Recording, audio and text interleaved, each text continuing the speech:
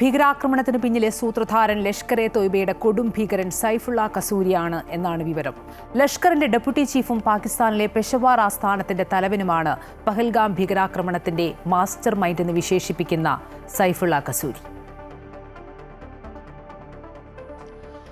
ആക്രമണത്തിന് പിന്നിലെ സൂത്രധാരൻ ലഷ്കർ എ തോയ്ബയുടെ കൊടും ഭീകരൻ സൈഫുള്ള കസൂരി പാകിസ്ഥാനിൽ നിന്ന് ആക്രമണം നിയന്ത്രിച്ചെന്നാണ് രഹസ്യാന്വേഷണ റിപ്പോർട്ട്. പെഷവാറിൽ ലഷ്കറിന്റെ നേതൃത്വം കസൂരിക്കാണ്.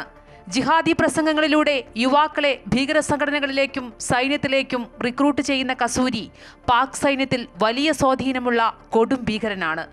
കഴിഞ്ഞ ഫെബ്രുവരിയിൽ ഖൈബർ പഖ്തൂൺഖ്വയിൽ നടത്തിയ പ്രസംഗത്തിനിടെ അടുത്ത ഒരു വർഷത്തിനുള്ളിൽ കശ്മീർ പിടിച്ചെടുക്കാൻ ശ്രമിക്കുമെന്ന് കസൂരി പ്രഖ്യാപിച്ചിരുന്നു. വരും ദിവസങ്ങളിൽ കശ്മീരിൽ ആക്രമണം ശക്തമാക്കുമെന്നും അയാൾ അവകാശപ്പെട്ടു.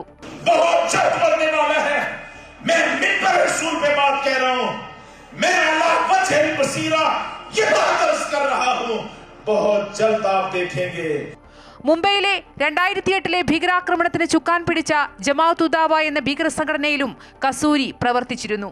കശ്മീരിന്റെ പ്രത്യേക പദവി റദ്ദാക്കിയതിന് പിന്നാലെ 2019 സജീവമായ സംഘടനയാണ് ലഷ്കറിന്റെ നിഴൽ സംഘടനയെന്ന് കരുതുന്ന the resistance front. India 2019 article 370 റദ്ദാക്കിയതിനു ശേഷം കശ്മീർ നയത്തിൽ പാകിസ്ഥാൻ വരുത്തിയ മാറ്റങ്ങളിൽ സൈഫുള്ളയ്ക്ക് പരസ്യമായ അതൃപ്തിയുണ്ടായിരുന്നു. ബലൂചിസ്ഥാനിലും ഖൈബർ പഖ്തൂൺഖ്വയിലും ആക്രമണങ്ങൾ വർദ്ധിച്ചതിനെ തുടർന്ന് കശ്മീരിലെ ലഷ്കർ പ്രവർത്തനങ്ങൾ കുറയ്ക്കാൻ പാക് സർക്കാർ തീരുമാനിച്ചതിനെയും സൈഫുള്ള കസൂരി എതിർത്തിരുന്നു.